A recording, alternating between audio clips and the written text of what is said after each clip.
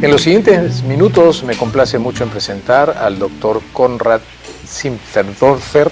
Es un apellido un poco difícil de pronunciar, es Simpfendorfer.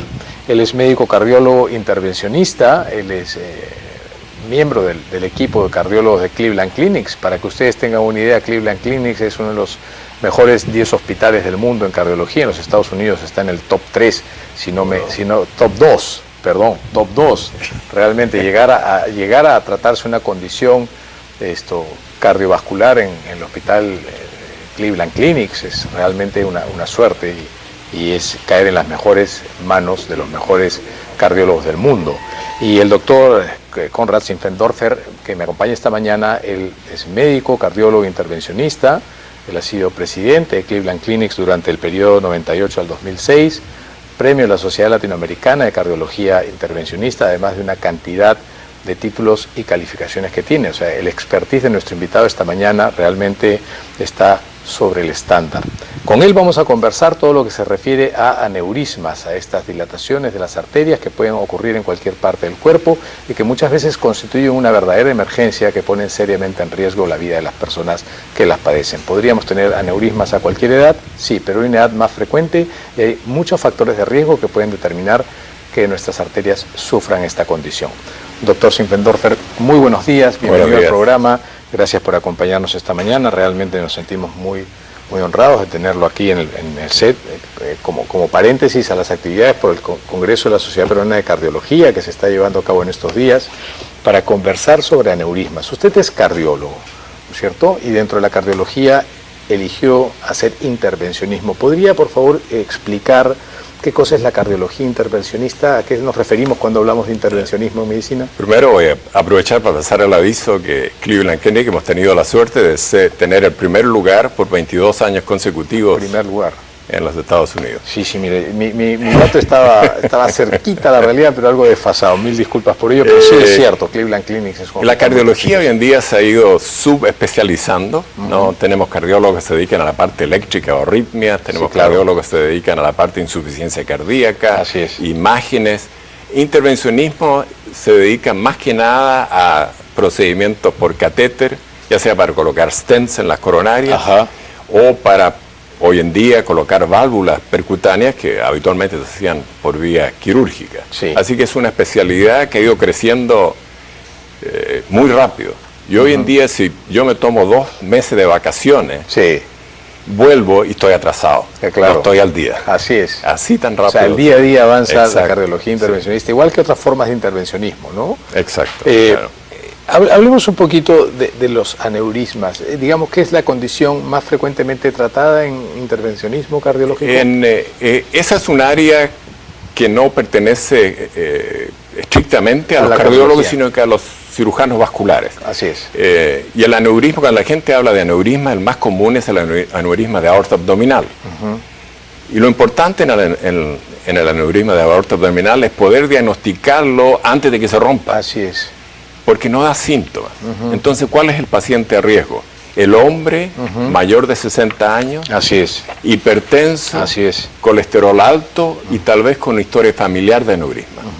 Ese es el paciente que tiene que hacerse los exámenes, que básicamente es un ultrasonido de abdomen, siempre, para diagnosticar si lo tiene o no lo tiene. O sea, varón de más de 60 años con historia familiar, hipertenso. Independientemente de que tenga obesidad o no, tabaquismo, no suman al paquete. El tabaquismo siempre es un factor de riesgo. En cualquier cosa vascular, el tabaquismo sí. ¿Y debería hacerse una ecografía abdominal a partir de los 60 años? Está indicado, por lo menos en los Estados Unidos, como un examen aprobado en ese tipo de paciente después de los 60 años.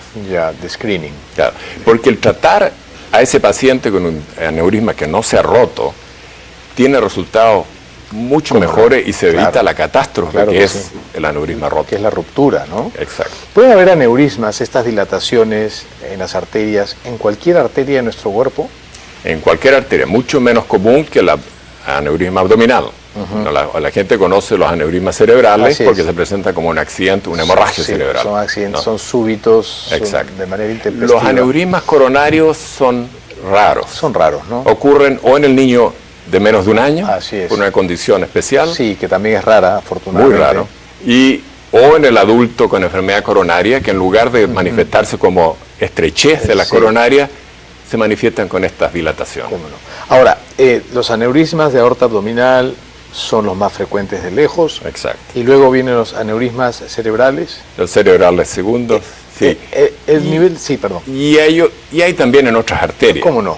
Pero... ¿Y el nivel el grado de severidad, de mal pronóstico en ambos es igual? O sea, ¿se rompen y la mortalidad es alta en ambos? La ruptura del cerebral es descalabrante, ¿no? Sí. La ruptura abdominal da un par de horas como para poder intervenir. Pero si hoy en día una intervención en un aneurisma estable, abdominal, tiene un riesgo de menos de un 1% con tratamiento endovascular, la mortalidad en ese mismo paciente tratado durante una ruptura es de 20%. ¿Cómo no? Son 10, 20 veces más. Así es. Es por eso que el diagnóstico precoz es... Claro, anticipar el diagnóstico es importante, sobre todo en este grupo de riesgo que es tan sensible, ¿no? Y, todos vamos a llegar a los 60 años, por lo menos la mayoría de los varones llegaremos a los 60 años, podríamos tener hipertenso, hipertensión, 40 de ellos, de los 40 de la población es hipertensa, así es, que es un grupo grande. Ahí tenemos 2 o 3 boletos de la rifa, ¿no? De los 5 que hay. Doctor Simpfendorfer, pregunta interesante e importante. ¿Por qué se forma un aneurisma? ¿Qué es lo que tiene que pasar en la estructura de la pared de la arteria para que ésta vaya generándose y convirtiéndose en una pared aneurismática? En la gran mayoría de los casos, a menos que uno nazca con una condición de debilidad en la pared de la aorta. La gran mayoría es, lo que afecta a la pared de la aorta es la aterosclerosis, el depósito de colesterol, que hace que la aorta, que es un tubo elástico, pierda la elasticidad, y el otro factor es la presión adentro de la aorta, por eso que el hipertenso. Así que presión alta dentro de la aorta, paredes débiles, hace que esto se vaya aumentando y creciendo con el tiempo. La tormenta perfecta. Hipertensión, paredes débiles y la edad. Ahora, ¿cuánto tiempo tendría que pasar para que se vaya produciendo la formación de un aneurisma? Si bien es cierto, no dan síntomas, a menos que ya la dilatación sea bastante grosera. Cuando da síntomas, ¿podríamos experimentar algún tipo de dolor, alguna sensación extraña? ¿Cuánto tiempo? Esto evoluciona en el curso de décadas. ¿No? El paciente que se presenta a los 60 años, la aorta normalmente mide 2,5 centímetros de diámetro. Y alrededor de los 40 en el paciente con antecedentes empieza a crecer. Cuando, a medida que el diámetro es más grande, la probabilidad de ruptura también crece. ¿Cuál es el corte? 5 centímetros. Y si uno lo detecta cuando el paciente tiene 4 centímetros, entonces le dice, vuelva al año, se hace otro eco. Y así se va siguiendo. Correcto. Si hay un salto de medio centímetro de un año a otro, hay que intervenir. Hay que operarlo. Y es mejor operar antes de que tengan problemas. Sí. Hoy en día, se solía hacer una operación grande, ¿no? Abdominal. Sí, claro. Bien grande. Bastante cruenta, ¿no? Además. Hoy en día 9 de cada 10 estos aneurismas se pueden tratar por catéter, por intervencionismo. Yo recuerdo haber visto un caso muy muy particular, habiendo estado de guardia en la emergencia, llegó un señor caminando, 65 años de edad, con una molestia, un poco de mareo. El colega que lo atendió sospechó por los factores de riesgo que puede ser un aneurisma. Le dijo, vamos a hacerle una ecografía. La ecografía no daba más luces, tomografía. Le dijo, vamos a hacerle decía, señor, pero no es para tanto. Decía, yo me siento bien, es una pequeña molestia y medio mareado. Dice, no. Se lo lleva a la tomografía, quiso ir caminando y tenía un tremendo aneurisma. ¿Sí? Lo operaron, pero lamentablemente falleció en sala de operaciones. Así de rápido fue, de descalabrante. Y eso que tuvo un pequeño aviso. Aparte de eso, después de ese pequeño aviso viene la catástrofe. ¿Cómo no? Exacto, y eso fue lo que le pasó a este pobre hombre, que ya descansa en paz. Ahora bien, la cardiología intervencionismo, el intervencionismo, o sea, el manejo por dentro del vaso endovascular de alguna manera ha cobrado mucho más relevancia que la cirugía. ¿Cómo se corrige endovascularmente con intervencionismo en aneurisma? ¿Qué cosas es lo que hacen? Lo que hacen es que se toma un tubo de Dacron de un tamaño de aorta normal de 2,5 centímetros y se introduce por un catéter en la ingle. Entonces este tubo se pone adentro del aneurisma y crea una nueva aorta y queda anclado con unos ganchitos. Ahora ese es el más simple. Ahora acordémonos que la aorta tiene un montón de ramas, ¿no? Al intestino, a los riñones, a las piernas. Y en cualquiera de ellas puede estar Así ubicado. que hoy en día los endovasculares son artistas. Sí, pues. Porque tienen que hacer no solo el tubo que va en la aorta principal, sino que tienen que tener todas estas ramas que tienen que entrar a las otras. Mapeadas. Claro que sí. Tenemos una llamada de Maryland. Es Julia que quiere hacernos una consulta. Vamos a recibirla en línea.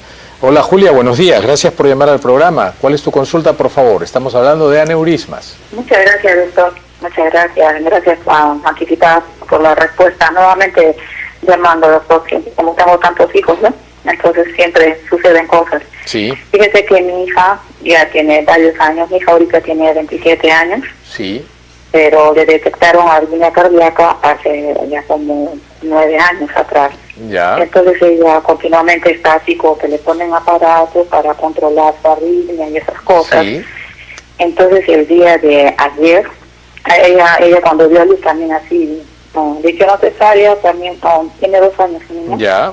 Pero ella también se hace esos ahogos y bueno, siempre con esos aparatos.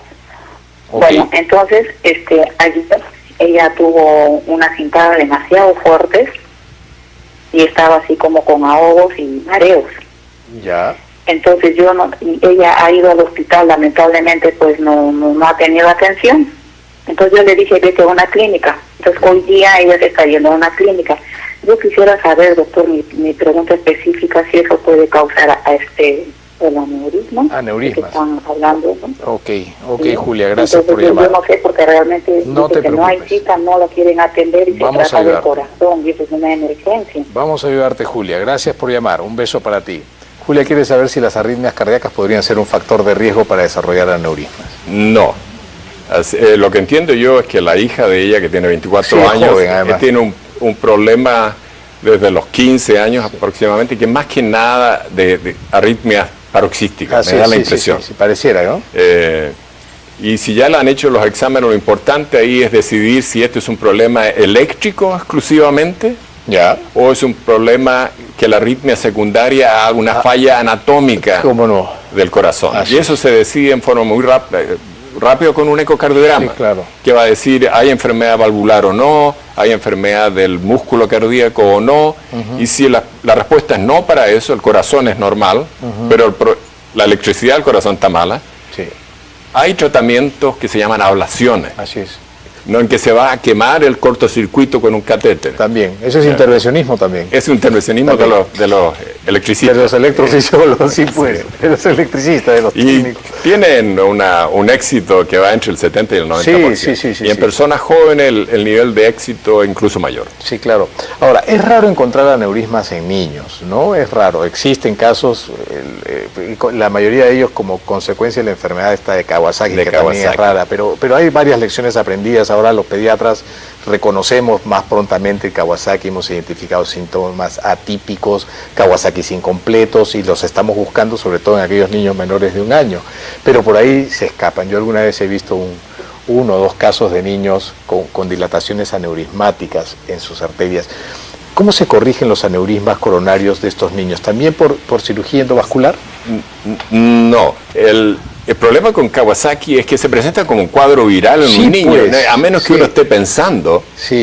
No. Claro, es que confunde, por eso es que a veces es difícil hacer el diagnóstico. Y es importante hacer el diagnóstico temprano porque con inmunoglobulina funciona muy bien. Así que en lugar de 1 cada 5 niños que desarrollan aneurisma, es 1 cada 20, 25. Ahora sí, afortunadamente. Afortunadamente, incluso ese pequeño porcentaje que tiene aneurisma, a la larga muchos de estos aneurismas desaparecen. Sí, hay que seguirlos en el tiempo. Y hay un porcentaje chiquito en que aparecen como adultos. ¿Cómo no? Ahí los veo yo. Sí, pues. Que vienen con aneurisma. O sea, dicen, de haber tenido Kawasaki. O sea, retrospectivamente un adulto con un aneurisma coronario podríamos sospechar que tuvo Kawasaki. Como la enfermedad de Moyamoya, que es otro cuadro febril que da aneurismas en el polígono de Willis, básicamente, también tiene el mismo comportamiento. Tiene el mismo comportamiento. No sabemos en realidad qué es lo que causa esto.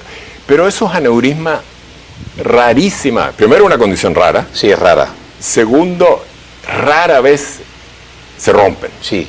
Así que exclusivamente uno lo sigue dependiendo del diámetro. Sí. Con más de 8 milímetros uno empieza a ver que no esté comprimiendo otras estructuras, pero no porque se va a romper. Ajá. Solamente para vigilar y que no hagan complicaciones de otra naturaleza. Mencionamos el factor familiar.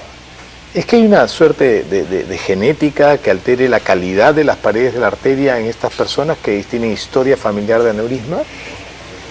Hay un síndrome de Marfan. Sí, claro. Y otras condiciones en que la persona tiene una historia familiar de aneurismas que se han roto, en que se nace con una debilidad de las paredes. Entonces, es el típico que la gente ha escuchado del jugador de básquetbol, que mide alto, 2 metros y brazos largos, jugando básquetbol, ¡pum! Se le rompió el aneurisma. Es una de las causas de fallecimiento en ese tipo de gente. Pero son de la aorta ascendente. Y también hay ciertas medidas en que uno dice, bueno, se pasó de 4,5 centímetros, hay que intervenirla para prevenir la ruptura. ¿Cuánto tiempo toma corregir o tratar un aneurisma de aorta abdominal? ¿Qué tamaño podría tener en longitud un aneurisma aorta abdominal?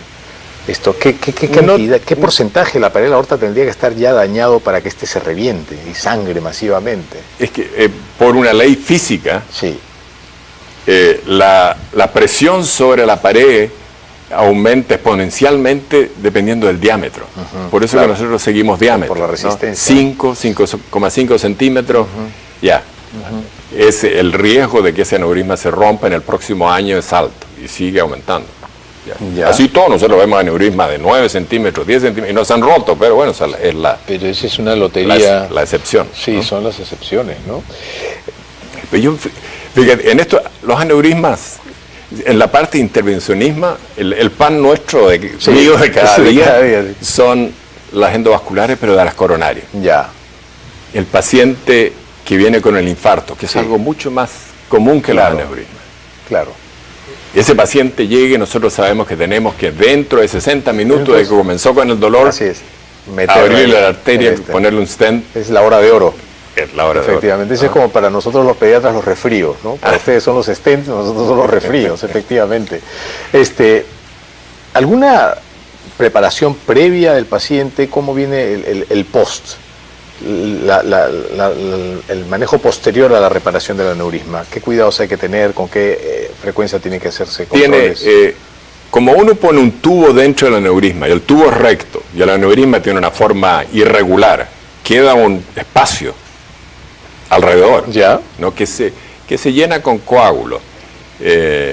Y como hay tantas ramas, el seguimiento principal es con una tomografía, cada 6 meses inicialmente, para estar seguro de que esto alrededor del dacrón no siga creciendo, a pesar de que uno puso el tubo adentro. Una vez que ha estado estable por 2 años, la cosa está bien y tiene muy buen pronóstico. Para cerrar la entrevista, varón, más de 60 años, hipertenso y con historia familiar, sobre todo una ecografía al año, abdominal, y salimos de dudas. Y con eso, ahí está el diagnóstico. Con eso garantizamos una buena calidad de vida. Bueno, doctor Simpfendorfer, muchísimas gracias, ha sido un placer conocerlo, espero que le vaya muy bien en el Congreso y cuando esté de vuelta por Lima vamos a robarle unos minutos de su tiempo para que nos siga ayudando. Encantado. Gracias por haber estado, señor doctor Conrad Simpfendorfer, médico cardiólogo intervencionista de Cleveland Clinics, hablando sobre aneurismas. Nos vamos a una pausa y venimos con más en el consultorio de la buena vida.